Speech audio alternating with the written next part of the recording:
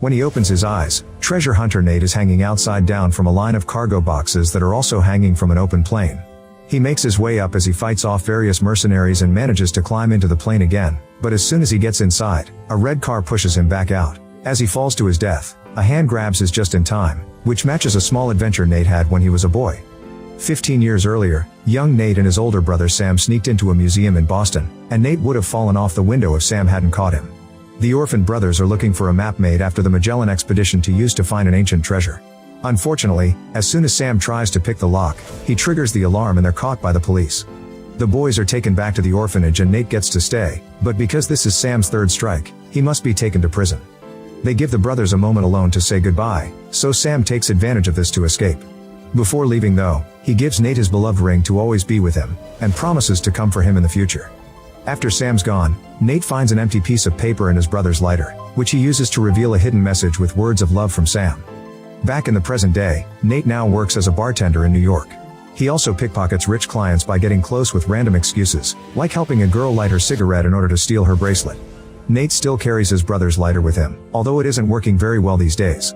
One night, while he's closing the bar, a man called Sully approaches Nate and congratulates him on his pickpocketing skills before offering him to join him on an incoming important job. Nate isn't about to start doing crime with a stranger and kicks him out, only to then discover Sully took the bracelet from his pocket and left his card instead. Wanting the bracelet back, Nate goes to the address on the card, sneaking inside the apartment by stealing the keys from the doorman. Sully's already waiting for him, and to Nate's shock, he's in possession of the original Magellan's map. Nate comments on the legends that say the original trip had been planned to find gold, and Sully confirms it's true. The trip had been funded by the Moncada family, and the current heirs, Armando and his son Santiago, are still looking for that treasure. To help him convince Nate to join him, Sully mentions he was a friend of Sam's, and even shows him a picture of his adult self. Apparently, Sam disappeared after they found Magellan's journal, and Sully hasn't even heard from him since. Nate agrees that sounds like Sam because he hasn't been in contact with him either, so Sully points out that looking for the gold could help Nate find Sam as well. Nate still turns him down, claiming the brother he knew doesn't exist anymore. However, when he returns to his apartment, he opens a box he keeps with important memories, which includes postcards from Sam. Nate lied to Sully when he said his brother never contacted him again. He also finds the ring, and after putting it back on, he decides the does want to do this after all. Sully and Nate meet to plan their first move. There's an auction coming up, and one of the antiques they're offering it's a cross that works as a key for the chamber where they've hidden the gold. The legend says there are 2 keys, and Sully already has the other one, so they need to steal this one to get started. After demanding Sully to go 50-50 on the gold, Nate uses his free time to study the building where the auction will be held and comes up with a plan. The night of the auction, Sully and Nate see a valuable red car and find out Santiago is also there, so there'll be tough competition for the cross because he thinks the gold is his birthright. He isn't alone though, he's employed mercenary leader Joe, who used to be Sully's partner and teases him when she sees him. As the auction is about to start, Sully pretends to be one of the buyers while Nate gets the plan ready. Joe notices him moving suspiciously and sends her men to keep an eye on him. By putting his gum on the digital lock, Nate manages to get inside the electrical room. The idea is to cut power so that Sully can steal the cross in the dark. Because Nate's taking too long, Sully finds himself with no other choice but to start bidding against Santiago, even if he doesn't actually have the money for it. Unfortunately, Nate is found by Joe's men and a fight begins. After exchanging a few blows, Nate runs out of the room and decides to cause a distraction by jumping on the hall's ceiling lamps. Now everyone is panicking and the cross is being taken away, so Sully turns his jacket around and pretends to be one of the workers. As Nate is found and chased by security, Sully puts his hands on the cross and takes it away saying he's in charge of taking it to the vault, but Joe notices this and goes after him. She manages to corner him and threaten him with her knife, but at that moment, security finds them and tries to arrest her for attacking an auction employee. Sully gets to go away with the cross while Joe fights the guards. When Sully makes it back to his car, Nate is waiting for him, and they agree to go to Spain together. On the plane, Nate gets to look at the captain's journal that confirms the legend. Magellan found tons of gold in the Philippines, hid it in Barcelona, and then told the Moncada family that he found nothing. Following the clues in the journal, they'll be able to find the gold, although so far the main clue is just a tree. Once they arrive in Barcelona, they meet with Chloe, another treasure hunter that has managed to acquire the other cross. However, she doesn't want to work with Sully, who she considers to be a liar and a backstabber. After she leaves, Nate discovers she took their cross with her and chases her through the streets of Barcelona. Chloe is faster though, and she makes it to her car, ready to escape. Nate and Sully don't give up and convince her to stay by pointing out she may have the crosses but they have the journal, so they're the only ones that know where to go next. Now they're all working together, Nate takes them to the place indicated by the clue. It's not an actual tree, it refers to a church that has pine as part of the name and a tree as its logo. Meanwhile, Santiago confronts his dad. Armando has appeared on the news saying he'll give away his fortune, and he confesses the reason for this is that their money is dipped in blood. Unable to make him change his mind, Santiago leaves and goes to see Joe to order her to keep an eye on Sully because he's been seen around town. Back to the team, they're taking a break before jumping on the next part of the plan. While Nate is in the kitchen, Chloe tells Sully she's guessed Nate is Sam's brother and demands that Sully tell him the truth of what happened, but Sully just says he'll do it when the time is right. The next day, Santiago once again tries to change his father's mind about giving away the fortune. Since Armando refuses, Santiago follows him to his car and orders Joe to kill him. When night falls, the team enters the church pretending to be tourists, and Nate is shocked to find the postcards they sell there match one of Sam's. Following the symbols and words carved on the floor and walls, the trio finds a secret button that Nate presses to open a hidden painting behind a Mary statue. When Nate turns it around and reveals a picture of hell, the altar uncovers the keyholes for the crosses. Nate and Chloe use the keys and turn it clockwise first, which releases a series of darts that almost kills them. Thankfully they dodge just in time and try clockwise next, which finally gives them access to a hidden tunnel. The journal says one must stay up in heaven and the other down in hell, so Nate and Chloe enter the tunnel with one of the crosses while Sully stays outside with the other. In order for Sully to know where he needs to go next, Nate puts a tracker on his phone. Now Sully can follow their movements, unaware that Joe is following him too. Nate and Chloe follow a mysterious tunnel that eventually takes them to a nightclub, and Joe's men are there too. By pretending to be a couple dancing, the duo crosses the room and makes it to the bar, where Nate tries to start a fire with Sam's lighter. It fails again, so Chloe starts it for him and now they have the distraction they need to work on the puzzle carved on the wall behind the bar. Joe's men find them anyway, causing Nate to get in a fight with them until Chloe finally finds another keyhole that she opens with the cross. A new secret tunnel appears in front of them and the duo gets to escape right before it closes again, leaving Joe's men behind. Following this tunnel takes the duo to a secret door under a fountain, and when they use the key on it, the room begins filling with water. Sully needs to use the cross on the hole above the ground to save them, but the keyhole is behind thick protective glass. While he begins working on breaking the glass, Joe shows up to steal the cross and a fight ensues. At first, it seems Joe has the upper hand, but with one quick movement, Sully turns the tables and throws Joe against the glass, finally breaking it. Then, Sully puts the cross on the keyhole and opens the secret door so the duo can escape, but only Nate comes out. When he notices Chloe has passed out underwater, Nate goes back for her, and once they're both out, Chloe is shocked to see she's been helped instead of backstabbed. This door takes them to a Roman antechamber, where Nate uses his lighter to light up a torch, although it takes him a few tries. This chamber is underground as well and Sully can see them through a drainage grill on the street.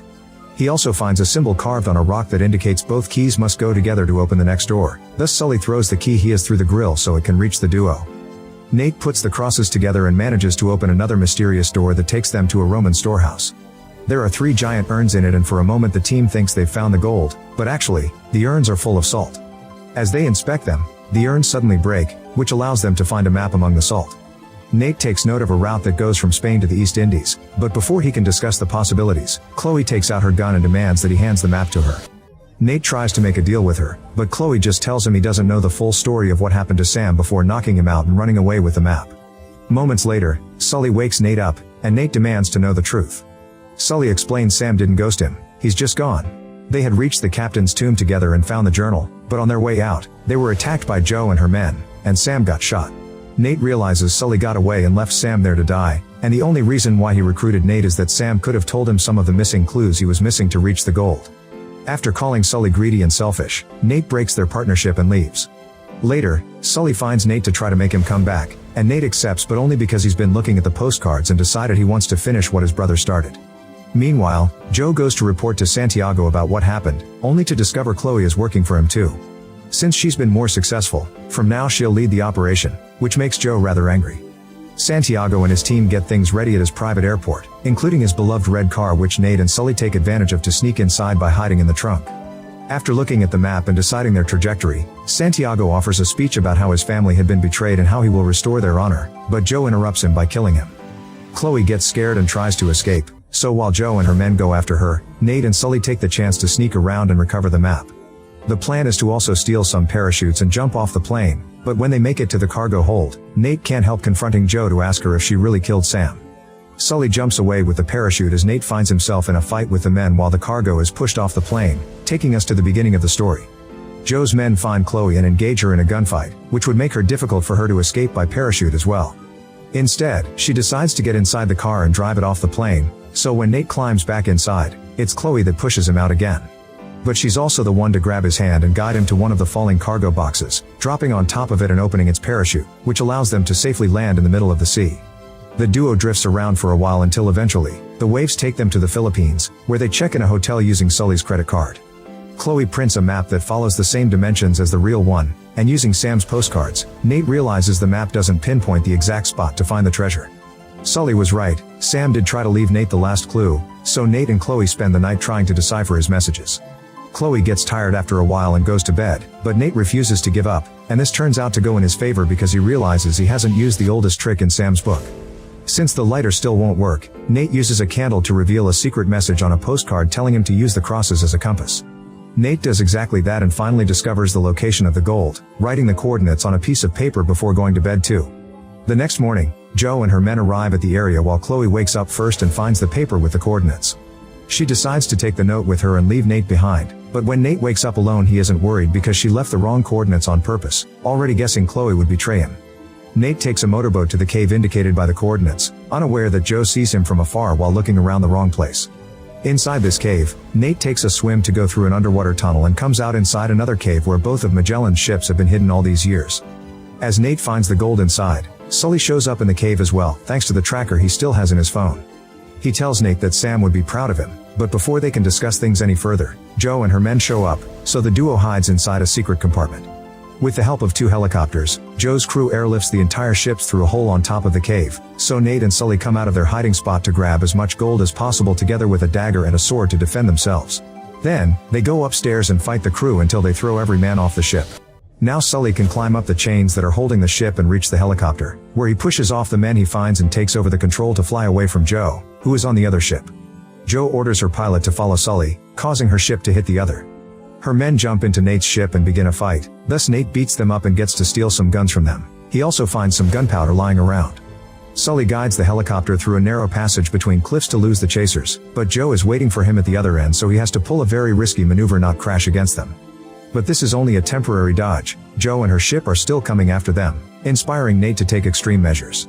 Using the gunpowder he found, Nate puts a ball inside the ship's cannon and after a few failed tries, he manages to make Sam's lighter work and fires the cannon at the other helicopter. Jo jumps off the ship before it crashes against a hill with the helicopter on fire. Nate and Sully think they've won, but it turns out Jo has jumped onto their ship and is now releasing the anchor to keep them from escaping. It's obvious that the ship won't hold for long, and Jo and Nate exchange a few blows before Nate begins climbing the chains to reach the helicopter. Seeing Jo is coming after Nate, Sully decides to finally change his ways and sacrifices his bag of gold by throwing it at Jo, causing her to fall into the ocean. Then, Sully helps Nate into the helicopter right before the chains finally break and the ship falls on top of Jo, killing her.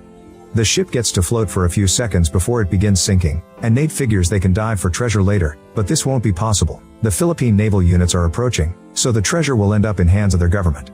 As the duo flies away, Sully laughs when he sees Chloe trying to follow them on a motorboat, but he also laments the lack of treasure.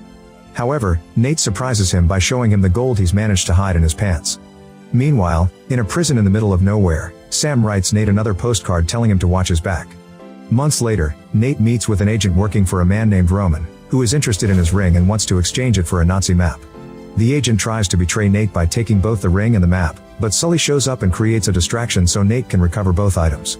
As the duo leaves together, they're caught by an unseen person.